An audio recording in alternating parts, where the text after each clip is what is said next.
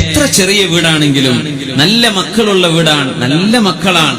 സ്കൂളിൽ, മദ്രസയിൽ, ദർസില്, ഏത് പരിപാടിയിലും നല്ല മുൻപന്തിയിലാണ്. നല്ല അച്ചടക്കമുള്ള മക്കൾ, നല്ല വിദ്യാഭ്യാസമുള്ള മക്കൾ എന്നൊക്കെ പറയുമ്പോ ആ വീടിന് തന്നെ എന്തൊരു അലങ്കാരമാണ്. എത്ര ചെറിയ വീടാണെങ്കിലും പറയില്ലേ, ആ വീട്ടിലെ മക്കൾ നല്ല മക്കളാ, പഠിക്കാൻ നല്ല അച്ചടക്കമുള്ള മക്കളാണ്. എത്രയോ വലിയ മുതലാളിമാരുടെ മക്കളൊക്കെ അങ്ങനത്തെ കുട്ടികളൊക്കെ കുടുംബത്തിലേക്ക് ഇണകളായി കിട്ടുമോ എന്ന് ആഗ്രഹിക്കുന്നവരാണ്. എന്തേ? ആ ഒരു സൽപ്പേര്. വലിയ വീടാന്ന് വിചാരിക്കുക, വീടുകളിൽ നന്മയില്ല. വലിയ വീടുകളൊക്കെ വെക്കുന്ന ആളുകൾക്ക് ആരെങ്കിലും വിരുന്ന് വരുന്നത് വീട്ടുകാർക്ക് ദേഷ്യമുള്ള കാലാണ്. വന്ന കാലിന്റെ ആ കാലടിപ്പാടൊക്കെ വീട്ടിന്റെ മാർബിളിലൊക്കെ അതിഞ്ഞ് തുടച്ച് വൃത്തിയാക്കണ്ടേ ഇവര് വരുന്നത് കൊണ്ട് എന്ന് ചിന്തിച്ച് ആരെങ്കിലും കടന്നു വരുന്നത് ഭാരമാവുന്ന വീടുകൾ അല്ലേ? ഇശാ മഗ്‌രിബിന്റെ അടിയിൽ വന്നാൽ വീട്ടുകാർക്ക് ദേഷ്യം. എന്തേ? ഖുർആനൊത്ത് മുടങ്ങുന്നല്ല, ആ സീരിയലൊക്കെ കാണുന്ന നേരെ തന്നെ വരാൻ നിൽക്കണോ?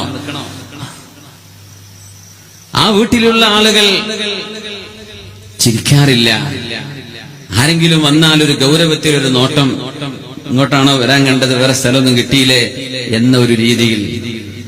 കൂട്ടത്തിൽ കുടുംബത്തിൽ പാവപ്പെട്ട ആളുകളാണെങ്കിൽ അവരോടൊരു സ്നേഹമോ, ഞങ്ങളും നിങ്ങളെപ്പോലെ കഷ്ടപ്പെട്ട ഒരു കാലം ഉണ്ടായിരുന്നു, ഇപ്പൊ അല്ലാഹു നിഅമത്ത് ചെയ്തു, ഞങ്ങൾക്കത് ഓർമ്മയുണ്ട് കേട്ടോ, ആ രീതിയിലെ ഒരു പെരുമാറ്റമോ ഒന്നുമില്ലാതെ നല്ല കനപ്പിച്ച മുഖവുമായി സ്നേഹമില്ലാത്ത കുറെ മക്കളെയുമായി വളർന്നു വരുന്ന ഒരു വീട്, അതിലെന്താ ഐശ്വര്യം? ആർക്കാണ് ആ വീട് വേണ്ടത്? ആരാ അവിടെ പോവാ? ഒരു കുടിരിക്കലിന് പോയി എന്നല്ലാണ്ട് പിന്നെ തിരിച്ചു പോകാത്ത ആളുകളുണ്ട്, ഒരിക്കൽ പോലും കടന്നു നോക്കാത്തവർ. വീടിന്റെ അലങ്കാരം, ജീവിതത്തിന്റെ അലങ്കാരം നല്ല മക്കളാണ്, അവിടെ വളരുന്ന നല്ലവരാണ്. ആ ഒരു ഭാഗം കൂടെ നമ്മൾ നിർബന്ധമായും ഗൗരവത്തിൽ പരിപോഷിപ്പിക്കാൻ തയ്യാറാവേണ്ട സമയമാണിത്. അല്ലാഹു സുബ്ഹാനഹു വ തആല നമ്മുടെ മക്കളിൽ അല്ലാഹു നമുക്ക് കൺകുളിർമയെ നൽകട്ടെ. ആമീൻ യാ റബ്ബൽ ആലമീൻ. സൂറത്തുൽ കഹ്ഫിൽ അല്ലാഹു പറയുന്നു,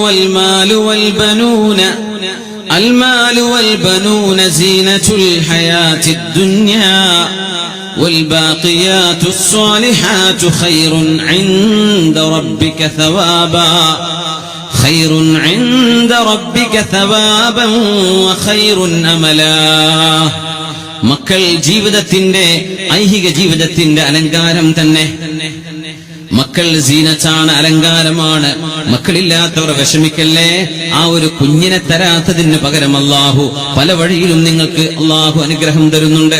ഒരു കുഞ്ഞില്ലാത്തതിന്റെ പേരിൽ എത്രയോ യതീമക്കളെ നോക്കി വളർത്തുന്ന ദമ്പതികളുണ്ട്. ഞങ്ങൾക്ക് മക്കളില്ല, എന്നാൽ ചില മക്കളെ ഞങ്ങൾ വളർത്തിക്കൊള്ളാം, അവർക്ക് വേണ്ട പഠന സഹായം ഞങ്ങൾ ചെയ്തു കൊള്ളാം. ഒരു കുഞ്ഞില്ലാത്തതിന്റെ പേരിൽ എത്രയോ കുഞ്ഞുങ്ങളെ പരിപാലിക്കാനുള്ള ഭാഗ്യമുണ്ടാകുമ്പോൾ ആരാണോ തന്റെ മക്കളല്ലാത്ത മക്കളോട് ഉപകാരം ചെയ്യുന്നതെങ്കിൽ തന്റെ മക്കളല്ലാത്ത മക്കൾ തനിക്ക് വേണ്ടി ഉപകാരം ചെയ്യുമെന്ന് ഹബീബുനാ റസൂലുള്ളാഹ് സ്വല്ലല്ലാഹു അലൈഹി വസല്ലം. സ്വന്തം വാപ്പയല്ലാത്ത മറ്റേതെങ്കിലും ആളുകളുടെ വാപ്പമാർക്ക് ആരെങ്കിലും സേവനം ചെയ്താൽ തന്റെ മക്കളല്ലാത്ത ആരുടെയോ മക്കൾ വന്ന് ഇയാൾക്ക് ഉപകാരം ചെയ്യുമെന്നും പരിശുദ്ധ ഹബീബ് സ്വല്ലല്ലാഹു അലൈഹി വസല്ലം. സ്വന്തം വാപ്പയല്ല പരിപാലിച്ചത്, സ്വന്തം വാപ്പ മരിച്ചുപോയി, വാപ്പയില്ല, വാപ്പയെ നോക്കുന്നുണ്ട്, എന്നാൽ അതേപോലെ വേറെ ആളുകളുടെ വാപ്പമാരെ, പാവപ്പെട്ടവരെ നോക്കുന്ന ഒരു മോൻ, അയാൾക്ക് വാർദ്ധക്യം വരുമ്പോ തന്റെ മക്കളല്ലാതെ മറ്റുള്ളവരുടെ ആരുടെയെങ്കിലോ മക്കൾ ഇയാളെ വന്ന് ശുശ്രൂഷിക്കാൻ അത് കാരണമാകും. എന്തേ? ഇയാൾ ആദ്യം നോക്കിയത് സ്വന്തം മക്കളെ അല്ലല്ലോ, അതുകൊണ്ട് ഇദ്ദേഹത്തെ നോക്കാൻ സ്വന്തം മക്കളല്ലാത്തവർ വരുമെന്നാണ്. അതുകൊണ്ട് കുഞ്ഞില്ലാത്തതിന്റെ പേരിൽ സങ്കടപ്പെടല്ലേ.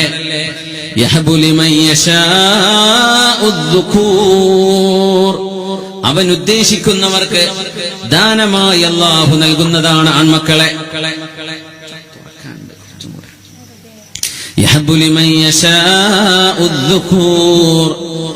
ആണുങ്ങളെ കൊടുക്കുന്നവൻ അല്ലാഹുവാണ്. ലിമൻ യശാ, അവൻ ഉദ്ദേശിക്കുന്നവർക്ക്.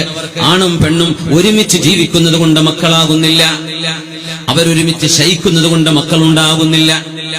പിന്നെയോ അല്ലാഹുവിന്റെ മശീഅത്ത് കൂടെ ഇടപെടുമ്പോഴാണ് ലിമൻ യശാ,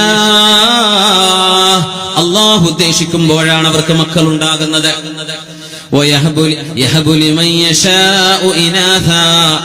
ആദ്യം പറഞ്ഞത് എങ്ങനെയാണ്? അള്ളാഹു നൽകുന്നത്, അള്ളാഹു ഓശാരമായി നൽകുന്നത് യഹബു, അവൻ ദാനമായി നൽകുന്നത് പെൺമക്കളെ. ചില ആളുകൾക്ക്, ചിലർക്ക് ആൺമക്കളെ. ഔ യുസവ്വിജുഹും ദുക്റാനൻ വഇനാഥാ, ചില ആളുകൾക്ക് ആൺമക്കളെയും പെൺമക്കളെയും കൊടുക്കും. വയജ്അലു മൻ യശാഉ അഖീമാ, ചില ആളുകൾ അല്ലാഹു തആല പ്രസവിക്കാത്തവരും മക്കളില്ലാത്തവരുമായി മാറ്റുന്നുണ്ട്.